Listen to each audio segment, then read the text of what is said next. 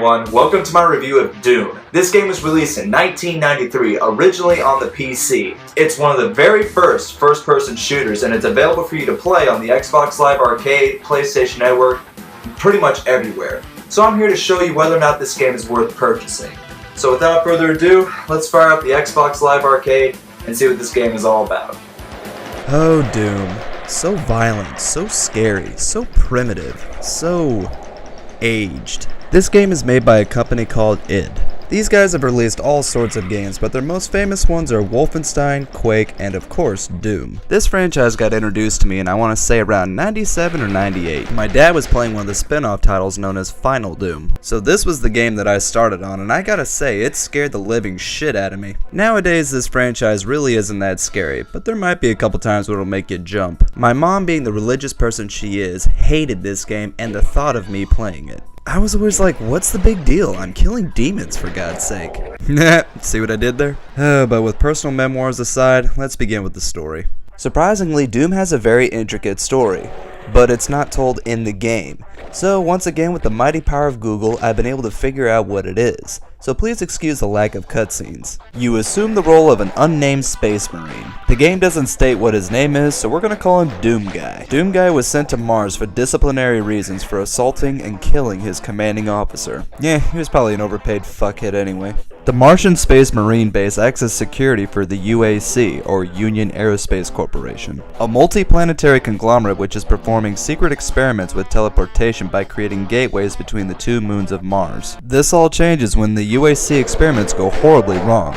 Computer systems on one moon malfunction and the other one disappears altogether, with something that's evil pouring out of the gateway that's killing or possessing all the UAC personnel. Responding to a frantic distress call from the overrun scientists, the Martian Marine unit is sent to Phobos, the moon that's still standing, to investigate. Upon arriving, Doom Guy is left to guard the perimeter with nothing but a pistol while the rest of the team investigates. He hears assorted radio messages, gunfire, and screams, all followed by silence, which kicks off the first episode of Doom called Knee Deep in the Dead.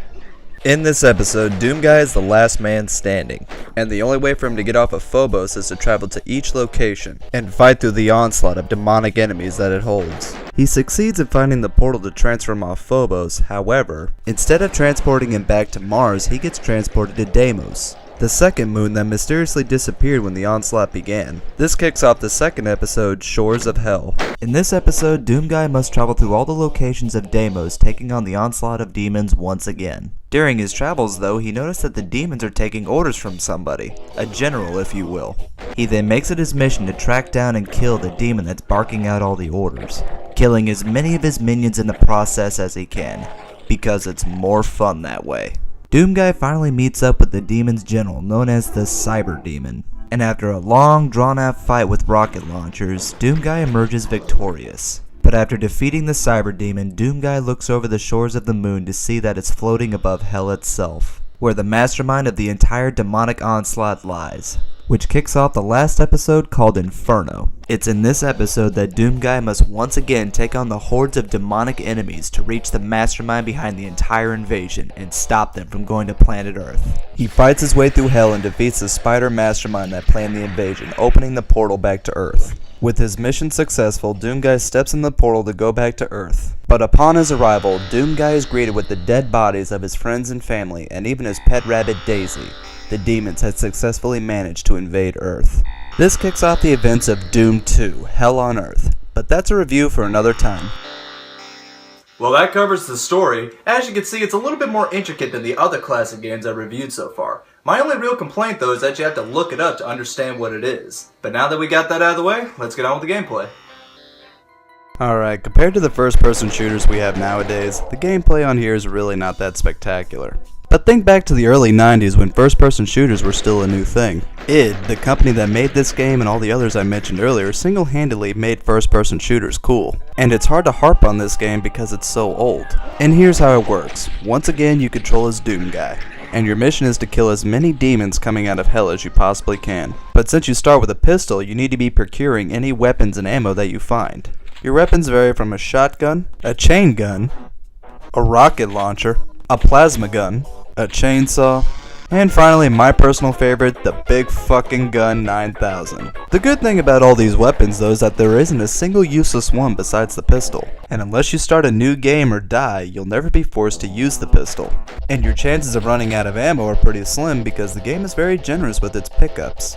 Yeah, seriously, there won't be a single time where you're out of ammo for more than one weapon. Other pickups include color-coded keys that you need to use to open up specific doors, and power-ups to tip the scales in your favor even more. The power-ups include this invincibility one here that does exactly what you think it does, at the cost of your vision. You've got the partial invisibility power-up that doesn't make you undetectable to enemies, but it does increase your chances of dodging their projectiles. You've got the Berserk power-up that completely heals you and gives you extra strength so you can punch out the enemies, but I tend to ignore these unless I really need health. You've got the radiation shielding suit that'll allow you to walk on acid and for some reason lava without taking any damage. And finally, you have the Megamorph power-up that'll give you 100% health on top of what you already have. The max is 200%. All in all, the power-ups are very useful. If you're playing on a higher difficulty setting, you'll be hoping that these power-ups are behind the secret doors that the game will occasionally throw at you. Now, the secret rooms are just that, secret, but some of them are easier to spot than others. Some of them are just a simple matter of finding a discolored wall,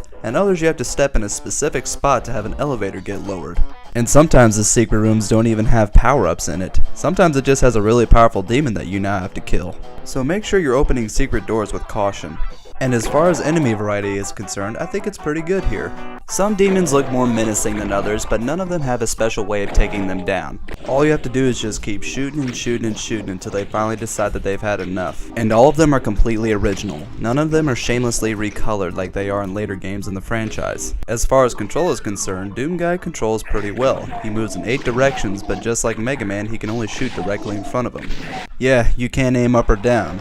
So to counteract this, if you see an enemy up on a ledge, just aim in their general direction and shoot. The bullets will automatically hit what you're trying to aim at. As far as difficulty is concerned, these are the ones you get to choose from. I'm Too Young to Die being the easiest, and Nightmare being the hardest. Now as a whole, the game is not that hard unless you're playing on Nightmare mode, because the enemies will respawn behind you, which also adds on to the horror aspect of the game, I think.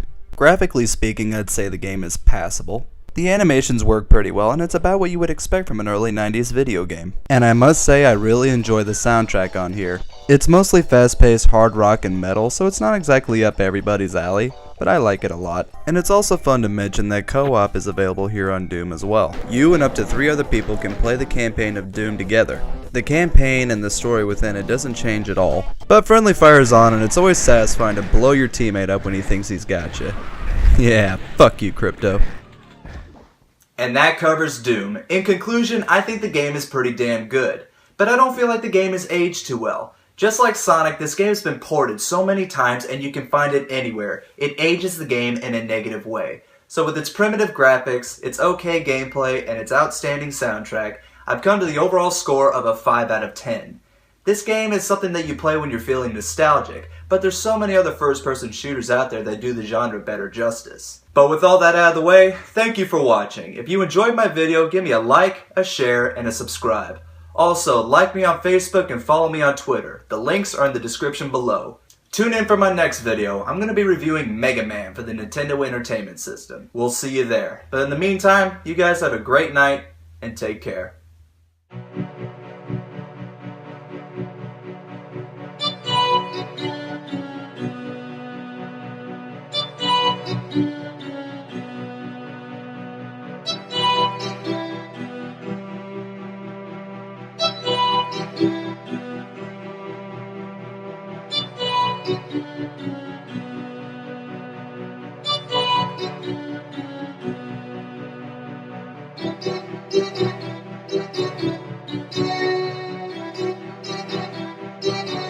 Originally for the PC.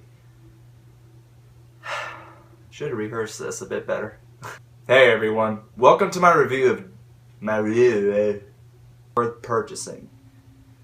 Fuck. Well, pretty much everything. Nope. Fuck. Then say the other fuck. Well,